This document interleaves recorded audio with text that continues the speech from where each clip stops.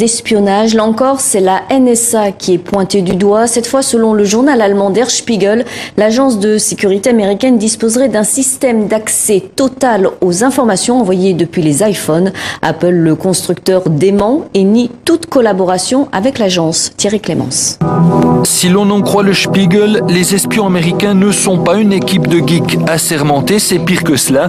Ils sont aujourd'hui partout, contrôlent tout, ou presque tout, de votre ordinateur privé en passant par votre téléviseur, votre tablette jusqu'à, et c'est nouveau, votre iPhone.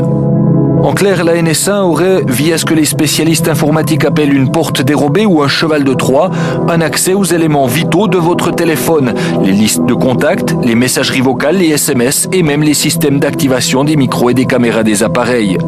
Un expert que ne cite pas le Spiegel va lui plus loin. Avec le conditionnel, ce serait lors de la fabrication de l'iPhone que tout serait programmé. Ils auraient placé une application à l'intérieur de l'iPhone au moment de son assemblage et de sa configuration, et ce programme leur permettrait d'accéder à votre téléphone. Voilà une accusation qui turlupine la planète. La NSA aurait-elle donc encouragé les géants du web eux-mêmes piratés à devenir complices du système d'espionnage? Non, affirment la plupart d'entre eux, dont bien sûr Apple. La question aujourd'hui, c'est de savoir si la NSA est déjà capable d'analyser les milliards de données récoltées ou si elle se contente de les stocker en attendant de trouver les algorithmes détecteurs d'alerte. Alors on peut se poser beaucoup de questions faites sur l'utilisabilité de ces données. La NSA elle-même avoue qu'elle en a trop. Il faut savoir chercher ce que l'on veut à l'intérieur de ces données. La NSA, en tout cas dans différents rapports, admet que jusqu'à présent, celles-ci n'ont pas permis de déjouer des actes terroristes. Donc on peut s'interroger. C'est bien d'avoir beaucoup de données. Faut-il encore savoir quoi chercher dans toutes ces données? Apple ne serait pas le seul concerné. Les implants espions auraient été insérés dans les serveurs de plusieurs constructeurs comme les Américains Cisco, Dell ou encore le chinois Huawei. Ces nouvelles révélations, alimentées par un certain Edward Snowden, accréditeraient désormais le passage au stade quasi industriel du mode opératoire de l'espionnage américain. La NSA, elle, n'a pas répliqué.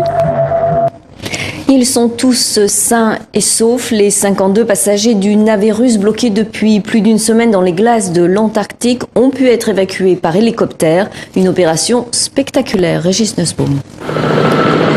Le salut est enfin venu du ciel. Un hélicoptère chinois s'est posé ce matin sur ce coin de banquise dans l'Antarctique. Le soulagement pour les passagers du bateau russe Akademik Chotalski, piégé dans les glaces. Il est 5h30, on est le 2 janvier et on vient juste d'entendre l'hélicoptère chinois qui va se poser là, derrière moi. Si tout va bien, nous serons partis dans 1 heure. Pour les 52 passagers, des scientifiques et des touristes, l'heure est enfin venue de quitter leur prison de glace avec armes et bagages. Nous allons prendre l'hélicoptère pour rentrer à la maison.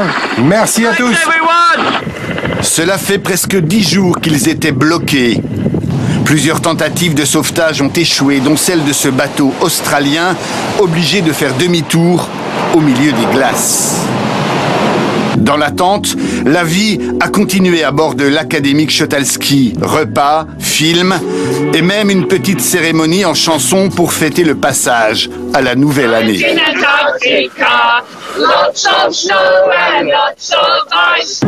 Et pour ne pas perdre le moral, les passagers ont consciencieusement piétiné la neige pour préparer une piste d'atterrissage pour l'hélicoptère.